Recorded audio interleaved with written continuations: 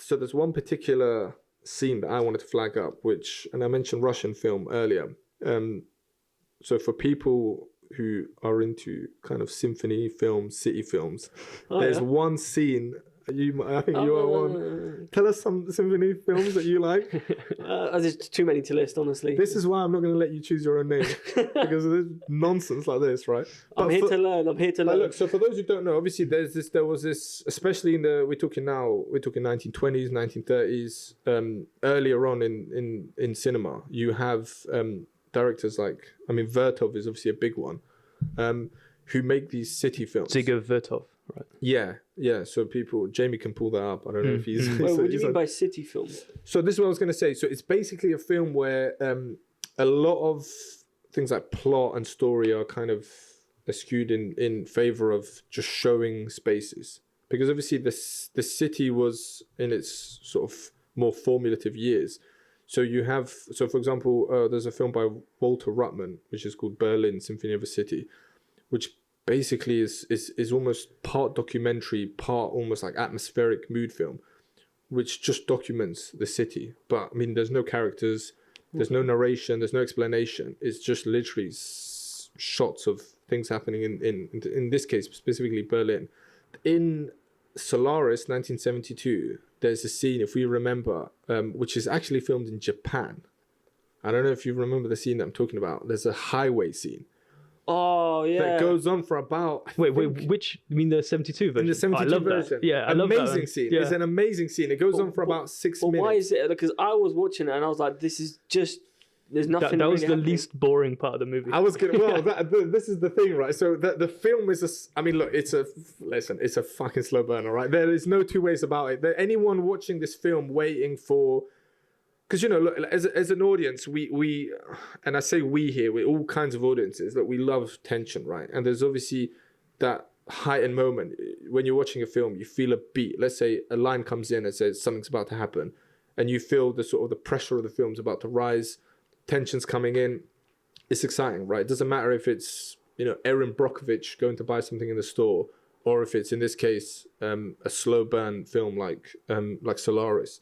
But Solaris is a slow burner. But that particular scene, what makes it interesting is because, if you kind of just gloss over it, it seems like a completely redundant scene because we have.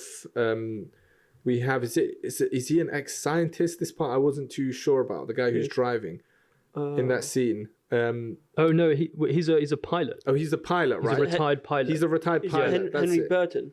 That's right. Burton is his name. That's his name in the film. Yeah, and he's driving through. Like I said, it's like 6 minutes long. This scene where he's driving through. When I was watching it, the first time I watched it, I didn't actually pay attention to the fact that the signs are in Japanese. Yeah, I didn't clock that until you just said. No. And I remember rewatching it just now because I'd seen it years ago, and I rewatched it for this show. So for the audience, they can fuck off for all the hard work I put in for them. I rewatched it, and I realized I was like, the signs are in Japanese, and I searched it on Google, and I realized that it's set in Japan, but more specifically. That highway, that expressway was built because of the Tokyo Olympics. They were held around that time. And apparently one of the only sources that I could find as to why it's filmed there is that basically Tarkovsky wanted, because it's set in the near future, right? Yeah. And Tarkovsky kind of wanted to differentiate this sort of, obviously the natural world where we see in his home, in Kris Kelvin's home. Obviously, there's that sort of swampland around. There's a bit of grassland. Obviously, there's Solaris, which is, half chrome, half tinfoil spaceship.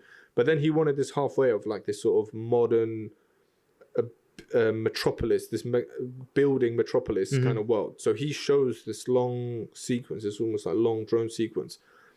That sequence, actually, if you look at it hand in hand, it is quite similar to the sequences that we get in the spaceship. And maybe that is sort of Tarkovsky's, maybe his overriding goal with the film is the move away from nature. Because you can feel with his films, and obviously we won't go into his other films, but Stalker is the same. I'd say arguably even Andrei Rublev kind of is on the same topic. It's about humans drifting away from nature. Okay. And for example, there's so many small details, and I think that that scene, that highway scene, is a core scene of it, because obviously it's so drawn out, it's so purposeful, so deliberate, that we're just driving. I mean, it gets to, because he drives for so long, we have a scene at the end where it's like all the traffic. It's almost like a bit of a time lapse. I mean, it's a bit primitive in terms of whether it's I don't know if we can call it a time lapse, but he certainly seems to go for that.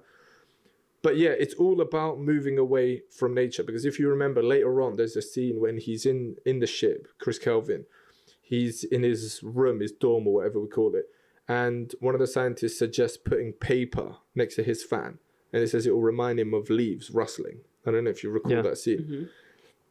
And even that is another example of like, how do you kind of consolidate the fact that you're so set apart from nature, even back on Earth now, even in Solaris, or on this ship, that you have to almost sort of emulate. It's a mental reminder of what leaves used to exactly sound like. And then maybe for that reason, maybe Tarkovsky's approach to it, even with the sort of Solaris phantoms that appear, is like, this is almost, it's like an inorganic human. It's just like a memory of a human.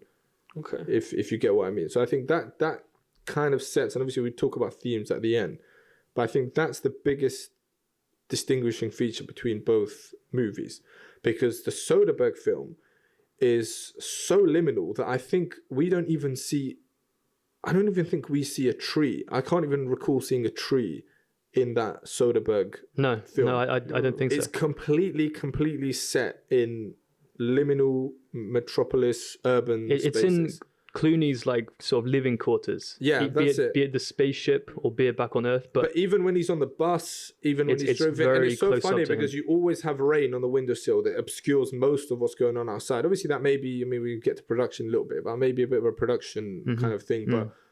But what's clear is that obviously Soderbergh sets this in the world where there is no nature. That scene is just such a good transition, as you mentioned. And the film does predate Koyaanisqatsi by 10 years. Yeah. And it was definitely Koyaanisqatsi coming through, which was 100%. Which is, I guess, like a city symphony genre film. So Koyaanisqatsi, to explain it to just to explain it to Bardi though. So it's Godfrey Reggio directs that. Right? Yeah, with Rob Frick. Ron Frick is the cinematographer. So Koyaanisqatsi is this movie from 1982. Yeah, it's probably the most, I'd say maybe the most famous, certainly among a contemporary audience, example of a city film.